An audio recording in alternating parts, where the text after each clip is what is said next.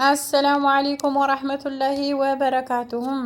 ውድና የተከበራችሁ የዜዷ ቲዩብ ተከታታዮች የዕለቱን ዜና ይዤላችሁ ቀርቤያለሁ። አብራችሁን ቆዩም። የኢትዮጵያ ሙስሊም ወጣቶች ካውንስል ይፋዊ የምስረታ ስነ ስርዓት በሚሊኒየም አዳራሽ በዛሬው ዕለት ሚያዝያ 26 2017 ተካሄደ። ካውንስሉ በዛሬው ዕለት እያካሄደ በሚገኘው ይፋዊ የምስረታ መርሃ ግብር ከተለያዩ የሀገሪቱ አካባቢዎች ጥሪ የተደረገላቸው እንግዶች፣ መሻሂዎች፣ ኡስታዞች እና የፌዴራልና የክልል መጅሊስ አመራሮች፣ የመንግስት የሥራ ኃላፊዎች፣ የሀገር ሽማግሌዎች እና ከተለያዩ አካባቢዎች የተውጣጡ በርካታ ወጣቶች እንዲሁም በሺዎች የሚቆጠሩ ሰዎች ተገኝተውበታል። የሙስሊም ወጣቶች ካውንስሉ የህዝበ ሙስሊሙ የዘመናት ጥያቄ የትግል ውጤት ነውም ተብሏል። የኢትዮጵያ ሙስሊም ወጣቶች ካውንስል ጸሐፊ ኢንጂነር ከማል አረብ በካውንስሉ ማብሰሪያ መርሃ ግብር ላይ ባስተላለፉት መልእክት ወጣቶች ከራሳቸው አልፎ ለሀገርና ህዝብ ለውጥ መሰረት ናቸውም ብለዋል። የኢትዮጵያ ሙስሊም ወጣቶች ካውንስል ወጣቶች በአንድ ተቋም ስር በመሰባሰብ ሀገራዊና እስላማዊ ተልዕኳቸውን ሊወጡ እንደሚገባም ጠይቀዋል። ኢንጂነር ከማል አክለውም ወጣቶች የለውጥ ሀሳቦችን በማፍለቅ ለሀገር እና ለህዝብ ሁለንተናዊ ለውጥ በጎ ድርሻ ሊኖራቸውም ይገባል ብለዋል። የሙስሊም ወጣቶች ካውንስሉ የህዝበ ሙስሊሙ የዘመናት ጥያቄና የትግል ውጤት መሆኑን ያወሱት ኢንጂነር ከማል አረብ ሙስሊም ወጣቶች የዓሊሞችን ምክር እና ተግሳጽ በማዳመጥ በኢስላማዊ አኽላቅ ለቀጣይ ትውልድ የሚሻገር ተግባር ሊፈጽሙ እንደሚገባም አደራ ብለዋል።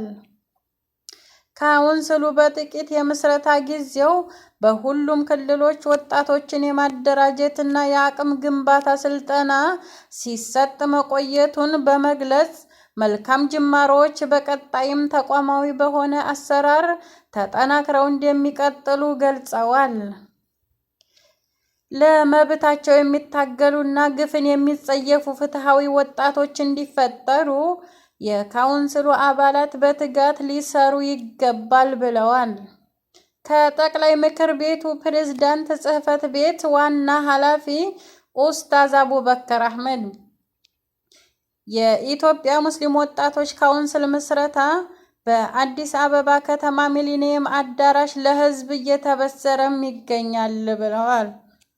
በመርሃ ግብሩ ላይ ንግግር ያደረጉት የጠቅላይ ምክር ቤቱ ፕሬዝዳንት ጽሕፈት ቤት ዋና ኃላፊ ኡስታዝ አቡበከር አህመድ እንደገለጹት ኢስላም በከፍታ ከትውልድ ወደ ትውልድ የተሻገረው በወጣቶች ድርሻ እንደሆነ ቀደምት ታሪካችን ይነግረናል ያሉ ሲሆን የዛሬው ወጣት ትውልድም የኢስላምን አማና በአግባቡ ተሸክመው ወደ ቀጣይ ትውልድ ማሳለፍ ይገባል ብለዋል። ጠቅላይ ምክር ቤቱ ወጣቱን በተሟላ እስላማዊ ስብዕና የታነጸ እንደሆነ ወጣቱ ካውንስሉን በሙሉ አቅሙ እየደገፈ እንደሆነም ኡስታዝ አቡበከር አህመድ አንስተዋል። ከኢስላም አስተምህሮና እሴት ርቀው ጊዜያቸውን ተገቢ ባልሆነ ነገር እያጠፉ ያሉ ወጣቶችን ወደ ኢስላም እንዲመለሱ ከማድረግ አንጻር ካውንስሉ ከፍተኛ ኃላፊነት እንዳለበትም ኡስታዝ አቡበከር አንስተዋል። ኡስታዝ አቡበከር አያይዘውም ወጣቱ ትውልድ የሙስሊሞችን አንጸባራቂ ሀገራዊ ታሪኮች ከማጉላትና ከማንጸባረቅ ባሻገር እኩይ ዓላማ ይዘው የሚንቀሳቀሱ ግለሰቦችና ቡድኖች ውጥን እንዳይሳካም እጅ ለእጅ ተሳስረው ሊሰሩ ይገባል ብለዋል። ለመብታቸው የሚታገሉና ግፍን የሚጸየፉ ፍትሃዊ ወጣቶች እንዲፈጠሩ የካውንስሉ አባላት በትጋት ልትሰሩ እንደሚገባም ኡስታዝ አደራ ብለዋል። በዚህ የማብሰሪያ መርሃ ግብር ላይ የፌዴራል የክልልና ከተማ አስተዳደር መጅሊስ አመራሮችን ጨምሮ ጥሪ የተደረገላቸው የመንግስት የሥራ ኃላፊዎች ተገኝተዋል።